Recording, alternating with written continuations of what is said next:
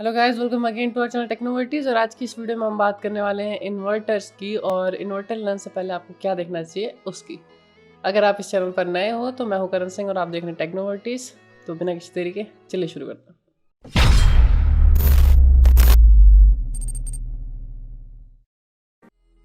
आज से कुछ समय पहले तक ऐसा होता था कि अगर आपके घरों में लाइट चली जाए तो आपको छतों में बैठकर लाइट का इंतजार करना पड़ता था, तारे गिनने पड़ते थे और मच्छर भी काटते थे।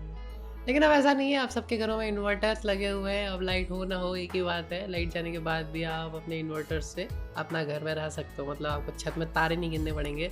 लेकिन इन्वर्टर लेने से पहले कुछ बातों का ध्यान रखना पड़ता है, और वो क्या बात है उन्हीं की हम बात करने वाले हैं वीडियो में। सबसे पहला आपका इन्वर्टर का टाइप, कि आपका इन्वर्टर है कौन से टाइप का। दो ही टाइप के इन्वर्टर होते हैं, हमारा स्क्वायर वेव और साइन वेव। अब स्क्वायर वेव जो इन्वर्टर है वो पुरानी टेक्नोलॉजी है, और साइन वेव जो है वो नई टेक्नोलॉजी है। अब इन दोनों में फ़र्क ये होता है कि हमें जो भी इलेक्ट्रिसिटी मिलती है एसी यानी पावर ग्रिड से, जो हमारे घरों में इलेक्ट्रिसिटी आती है वो होती है एसी, और जो हमारी बैटरी में स्टोर होती है वो होती है डीसी। अब इन्वर्टर क्या करता है, पहले तो उस एसी करंट को डीसी में स्टोर करता है, उसके बाद डीसी करंट को एम्पलीफाई करके एसी में वापस से बना के देता है। यही इन्वर्टर का काम होता है।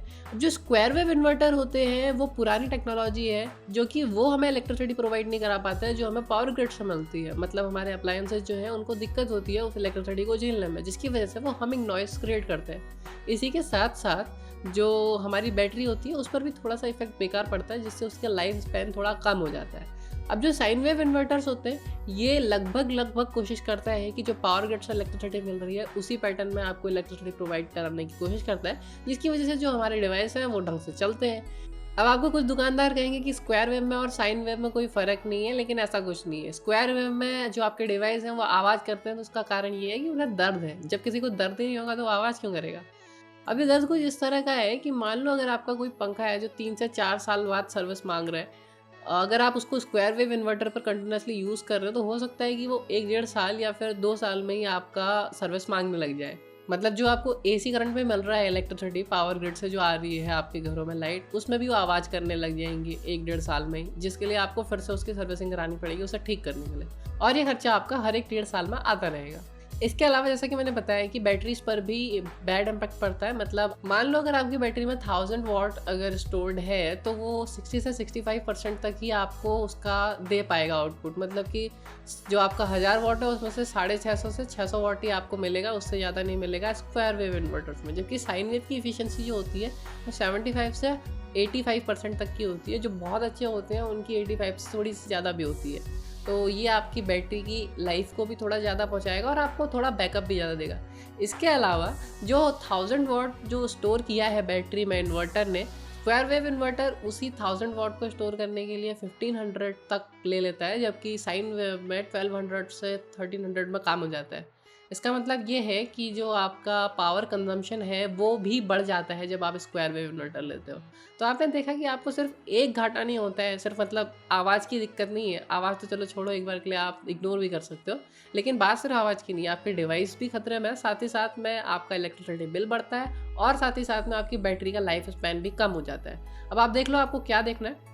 इवन कुछ यूरोपियन कंट्रीज़ में तो स्क्वायर वेव इन्वर्टर्स को बैन भी कर दिया। कोई भी आदमी जिसको पता है इन्वर्टर्स के बारे में, वो आपको कभी भी ऐसा इन्वर्टर रिकमेंड नहीं करेगा जो आपके डिवाइसेस को खतरे में रखे।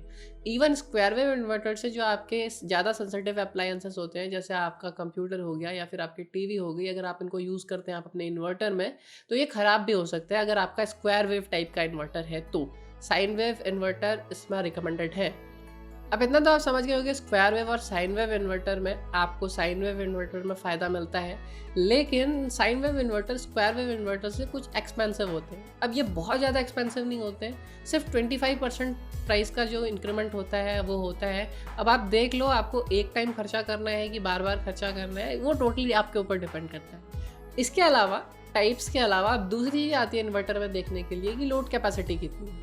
अब लोड कैपेसिटी ये डिसाइड करती है कि आप कितने डिवाइसेस को एक टाइम पर चला सकते हो।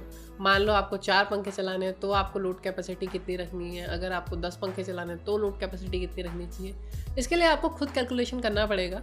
मतलब मान लो अगर आपके घर में 4 पंखे हैं और जो जनरल पावर रेटिंग होती है उनकी 75 वॉट से 80 वॉट तक की होती है, तो 4 पंखे हैं वो कितना आपका 300 वॉट तक कंज्यूम करेंगे। साथ ही साथ में मान लो आप 5 बल्ब भी यूज़ करते हो एक ही टाइम पर, तो अगर हम उनको 10-10 वॉट का मान लें, वैसे 9 वॉट के होते हैं लेकिन मान लें 10-10 वॉट के हैं, तो फिर 50 वॉट ये भी हो गए, तो 350 वॉट ये हो गया।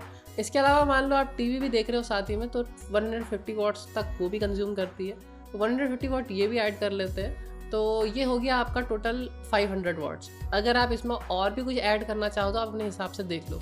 अब ये जो 500 वॉट्स है, इतना आपका लोड आपका यूज़ कर लेता है 750 VA का इन्वर्टर। अब जो 750 VA है, इसका मतलब ये नहीं कि 750 वॉट तक झेल सकता है। 750 VA का कुछ 80% ही आपको वॉट में कन्वर्ट करके देगा। अब वो इन्वर्टर की इफ़िशियंसी पर डिपेंड करता है। जैसा कि मैंने बताया, स्क्वायर वेव इन्वर्टर की इफ़िशियंसी साइन वेव इन्वर्टर की इफ़िशियंसी से कम होती है। अगर आप 1050 VA का अगर आप स्क्वायर वेव लेते हो, तो वो 800 VA के साइन वेव के लगभग बराबर ही है। अब बात कर लेते हैं कि ब्रांड कौन सा देखना चाहिए। तो देखो, ब्रांड आप अपने लोकल डिस्ट्रीब्यूटर के हिसाब से देखो। जिस कंपनी में आपको आपका लोकल डिस्ट्रीब्यूटर कहता है कि वो सर्विस प्रोवाइड करेंगे, अच्छी सर्विस प्रोवाइड करेंगे, आप उसकी तरफ ध्यान दो। अब इन्वर्टर में बस इतना ही ख़त्म नहीं हो जाता, इन्वर्टर के साथ साथ उसकी बैटरी भी काम में आती है। तो बैटरी के बारे में हम अगली वीडियो में बात करेंगे, क्योंकि ये वीडियो थोड़ी लंबी हो गई है।